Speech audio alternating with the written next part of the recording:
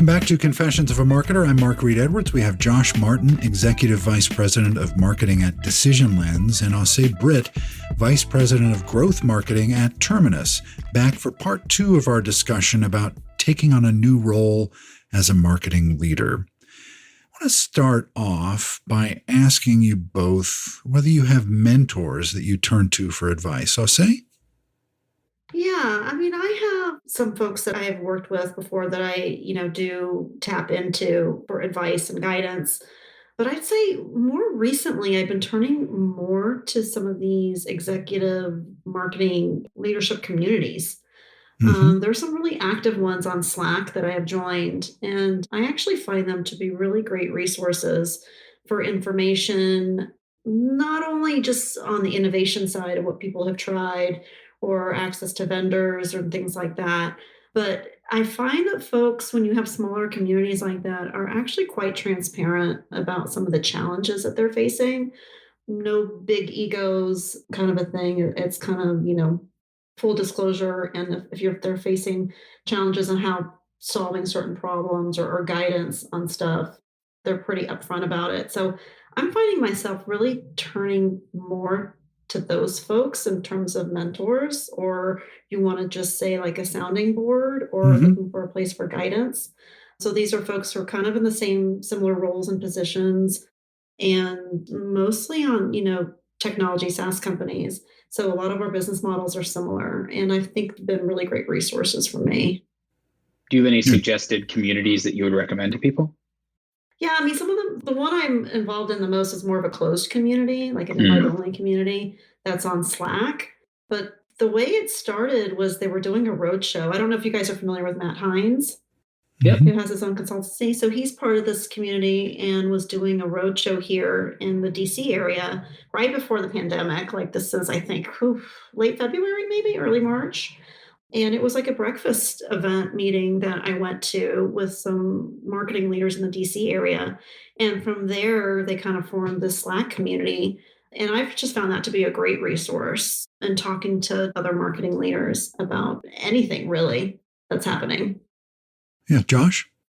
Yeah, I think I don't rely on communities as much as Alsay does. I like the idea of it, but I know for me personally, I always struggle to maintain delivering value versus just getting value. And I hate to be the person that's like, hey, I have a question about something, and then never being readily available to answer other people's questions. Not because I don't want to, just because, until it's top of mind, it's not top of mind. But I have, folks that I've worked with in the past. Alsay and I worked for a guy named Kevin Alansky, who's a pretty well-connected individual in the DC tech scene, super nice guy. So I'll talk to him about things, or I'll talk to, our former VP of product marketing, who was at Logi with us, Brian Brinkman. But I usually rely on different people for different things. So I very rarely have the same kind of question over and over again, like, hey, how do I do marketing? But when we were having issues at Brightspot moving a lead through the funnel, like we were generating a lot of top of funnel interest and we were getting people on the phone, but they just weren't moving forward. Like I would call someone like a Kevin, right? Or if we're dealing with positioning issues, I would probably call Brian and be like, hey, how did you deal with this in the past? Like, what was your experience doing that? And I always find it's useful because there's a level of trust there that I feel comfortable with. And I think that's what Alsay was saying about her community, right? It's not just this open forum of freewheeling Reddit question and answer kind of a thing. It's trusted group that you can talk to and say, this is what's not working. Like I wouldn't have called anybody in the world and been like, hey, I don't know why none of my leads are moving through the funnel, because I don't want to look like a fool, even if I may be one behind closed doors. But I think having those people that you respect, the term mentor to me feels a little bit more about career orientation rather than advice share of equals in some ways. Yeah. But I've found that the people here in the kind of DC area where we are is very collaborative. It's a very small community, so everyone winds up passing through each other's purview several times over the course of their career, and I think that helps because you may wind up working with these people again. Mm-hmm. Yeah, it's just nice to have people you can bend their ear and find out what they did in a similar circumstance. Yeah, and that they're willing to take your call and just be nice about it and not make it feel like you're burdening them. Right. What goes around comes around, or Yeah. what comes around goes around, whatever that saying is. Mhm. So you're both now several months into your new roles. And, what were the first 30 to 60 days like? Did you have a specific plan? And how did that work out? Were there changes you had to make along the way? I'll say, how about you? Yeah. So for my first 30 or 60 days, I wanted to make sure that I had a good understanding of the product and its use cases and benefits and stuff. So I could spend a lot of time on that. And then also just setting up a bunch of meet and greets with Mm-hmm. people throughout the organization, not only within our own marketing team, but I do think when you work in a B2B organization, you have to build a really strong relationship with sales and making sure that you're building that bridge and that collaboration. And that's talking to folks in sales leadership, from the CRO to the VP direct and all the way down, to the directors and maybe some AEs to get their perspective on how things are working well or what they'd like to see more of. And then for me, I'm kind of an analytics person too, so I like to dig into the numbers and see how things are going. And then, listening to some sales calls. That was also on my plan. We use Gong to get a better understanding of how people kind of, pitch the product. What kind of reaction do we get from prospects? What seems to be resonating with them, when they hear it, and what's not. So that was part of my own, plan in the first 30, 60 days. And then also really just understanding what the goals were and how we were tracking, towards those goals in terms of metrics and numbers, and then understanding from the team, what was working and what was not working. Before I answer, I actually have a follow-up for I'll say in terms of Gong. Before I left Perfect Sense, we had implemented, I believe we actually chose Chorus, but I wasn't there when we put it into effect. Did you find it useful in terms of, because you and I are both analytically oriented, in terms of understanding how easy it is to identify the pitch and whether they're saying it right and what the questions were from your customer and prospect base about the product? Like, were you able to get useful information out of the system easily that you couldn't have gotten from watching each of those kind of phone calls independently? Yeah, because they have some pretty strong search capabilities, within Gong, if there's certain keywords or things that you're looking at, or you can kind of jump to the portion of the call where you want to hear what the prospect is saying versus just hearing what your account executive is saying, or vice versa. If you want to hear how they're kind of pitching the product, you can kind of jump through it. So I think through some efficiencies, it does bring that to the table.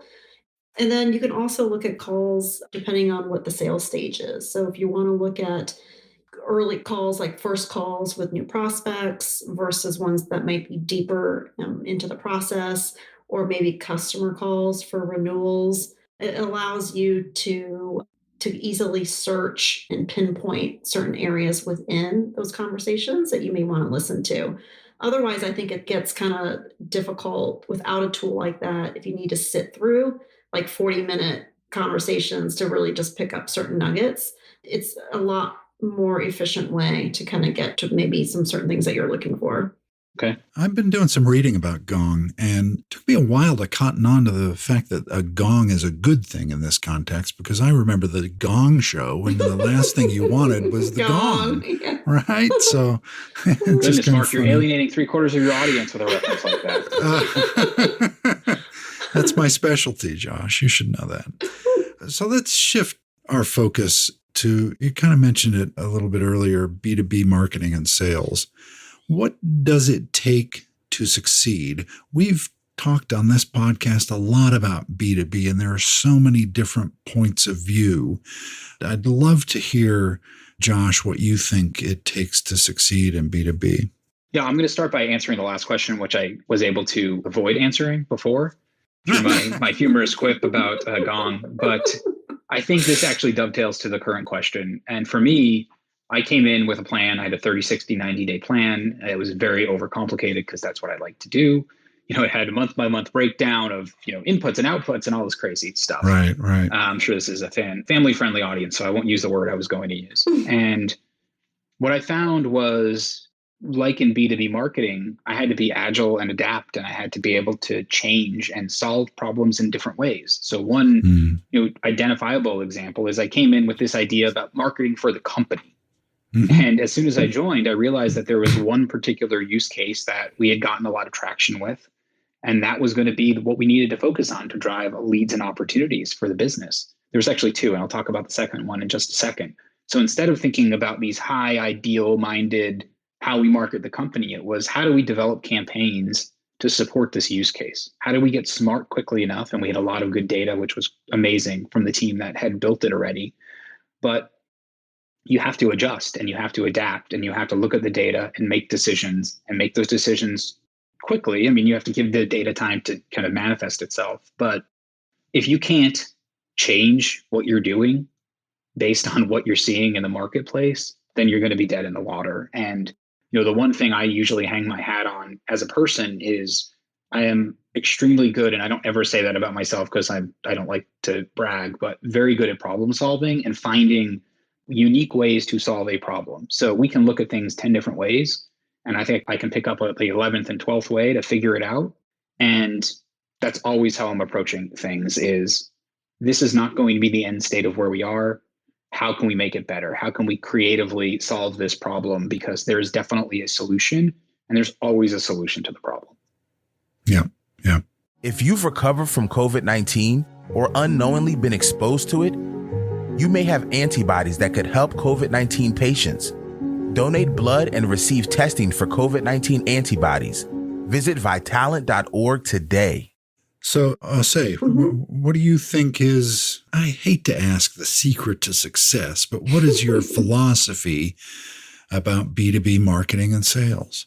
Well, I really think it's important, especially in B2B versus B2C, because we tend to have longer sales cycles. We have larger, average sales prices, the buyer's journey. There are a lot of people involved in it. It's not really a transactional business like B2C is. So I think it's critical to have that marketing and sales alignment. You really have to kind of build that bridge and work very closely together to see the most success. So I always try to kind of making sure I'm building that relationship. And beyond sales, there's now another area that kind of is kind of the connective tissue with us is a sales operations or revenue operations team too. That seems to be nestled in there as well. So it's kind of like a tripod. They support both sales and marketing, but they're also becoming more of a critical, I think, piece of the puzzle, working also with revenue operations because they're the ones that do a lot of the reporting out of your CRM system in terms of performance or setting the goals and targets. But yeah, I do think it's really important. And in B2B, there's been this shift more to account-based marketing Yeah. or running more of a dual funnel where you're having your inbound activities, because I think you always should have some kind of inbound program, but then you also have this account-based marketing program. And for account-based marketing to actually really be successful, you've got to have that sales and marketing alignment and working together and supporting each other and making sure you're both like you're both bought in to the list of accounts that you're going after and what that ideal customer profile looks like.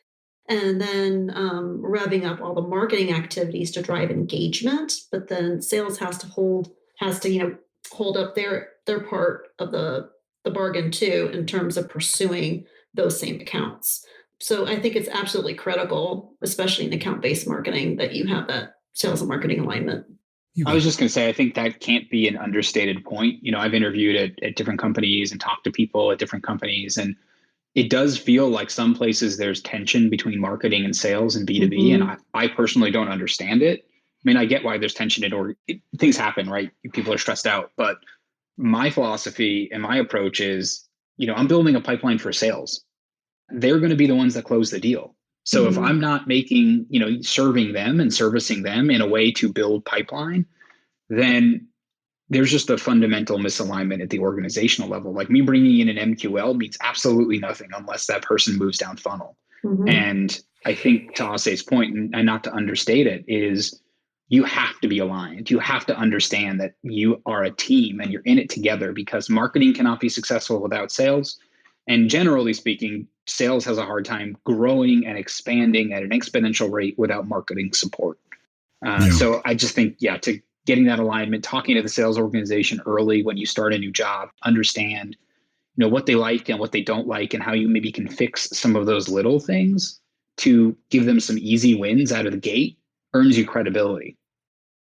Mhm. And I think you need that feedback loop too, that it's not this one-way flow of, marketing activities and air cover and generating engagement and demand.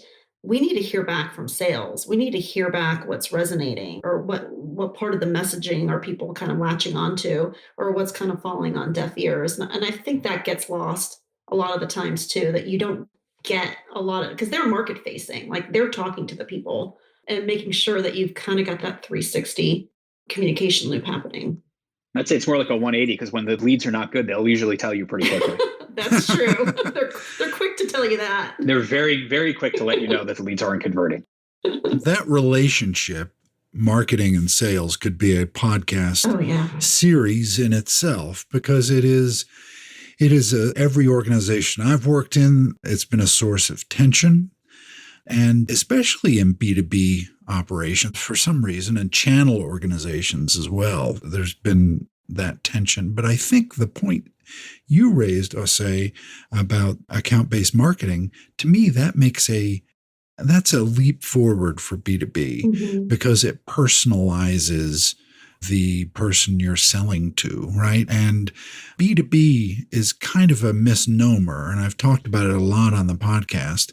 Yeah, you're selling to a business, but there are human beings in that business, and thinking of them as anything but human beings it's just a false premise, because you're selling to human beings. Just like Coke sells to real human beings, it's a much more complex sale, but they're human beings making the decision. Yeah, and in that case, sometimes it's even more important to build those relationships than anything else, because they're making some really big ticket item decisions that they're hanging their hat on that too, right? So they choose to go with your product. They're investing in it in a big way too. So they have a vested interest in making sure it's successful. Yeah. I think one of the challenges with the term ABM, and I've had spent a lot of time thinking about this, is what does it actually mean, and how do you actually support it? Like, saying you have a list of target customers is not really ABM per se. And, in order to do ABM well, you need to have an entire operation kind of dedicated to outreach, content creation that's specific, messaging that's specific to these different audiences that you're targeting. Otherwise, you're just, slightly tailoring a message. So I think there is, and maybe that's, you could do that on other podcasts. Mark, I'm sure you've done ABM, a dozen times already, because it's such a fascinating topic. We talked a little bit about it. To me, it's kind of like direct marketing. It's kind of like really learning a lot about an individual and appealing to their needs, and not thinking of an account as a monolith. So in a way, account-based marketing is really not the right term, is it? Because it should be about the individual and what their specific role is. Well, I think it's about getting smart on an organization, so you can talk to those individuals about their specific pain, but it should be more than one individual, because, as we all know, in B2B, there's a buying committee usually of, I don't know how Gartner keeps updating the numbers. I think it's like 47 people now. I hope not. They would know. They would know. I think they have 47 people figuring that out. Yes, at least. So as we said, and probably have said more times than I'd like, this is a pandemic. So as we close out, I'm kind of interested in how you found these new roles in these strange times, and whether you have any advice for listeners who might be contemplating a search or in the middle of a search for the next thing. I'll say, what do you have on that? Yeah, well, I was actually, I was looking for a new opportunity, and the opportunity that I found was actually through a LinkedIn post I saw through a connection. Terminus was hiring for a number of roles, and I was actually connected to the account executive who I had worked with when we purchased Terminus while at Logi. And he had shared the posting, and I saw it, and I was like, "Oh, this is interesting." So it was a product that I had used before and was a big fan, and so it kind of piqued my interest. And so I got it through networking, really got my foot in the door. I contacted him and I said, "Tell me more, about this position and, the organization, the marketing team." And he kind of passed my name along to HR and it kind of went through there. So I think oftentimes, I think when you are looking for leadership positions, a lot of it is through networking or through recruiters. Not everybody posts these things so publicly. But I will say what I've found during the pandemic is organizations are getting more flexible on hiring remote employees, especially in leadership positions. It used to be where they did want you in the office or a local candidate. But now, the more companies I've spoken with are open to people being remote. And I think going through this whole process with COVID-19 and seeing that, yes, are held accountable. Yes, people are working with the video calls. They can, feel like they're part of the organization and connected. They're more open to that. But I would say with that, there seems to be a lot more competition for any open positions that are out there. So it seems like there are more roles, but for each role, instead of having 30, say, applicants, now you have 300 because it's just opening up the different folks that are eligible for the position. Yeah. Josh. Yeah, I think I have a couple ways to answer that for some senior folks and then for more junior level folks. I think Gosse's point about network is absolutely critical, especially for us in this area. I think it probably is applicable anywhere. But anytime you have an opportunity to leverage an existing relationship, I know for us, if we get an internal referral from anybody, we will interview them because we think it's the right thing to do. And if they're coming from an internal employee as a reference, like you get the call, right? And then it's up to you to kind of distinguish yourself. And when I was looking for a new opportunity, I had talked to a couple people in my network that had things that were available and had started investigating some of those options before I wound up choosing to go with Decision Lens. And it's just so important. But I think a part of that is the reputation you build at the companies that you work for and your willingness to go above and beyond the job as it's stated to be. And I think sometimes people are afraid to step outside of their box and they're worried about either, the sales team getting mad or someone else on the marketing team getting mad. And I'm not suggesting that you jump into someone else's swim lane and start splashing around, but there's always an opportunity to do good work, to do more than you're being asked or to go the extra mile.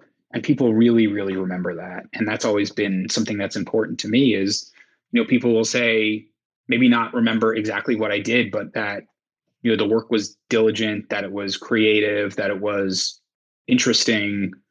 Fortunately, they don't remember the dumb things that I do because I try to minimize those. I've got a notebook full of those of my own. Seriously, right? You can talk to my wife. She'll give you a whole list.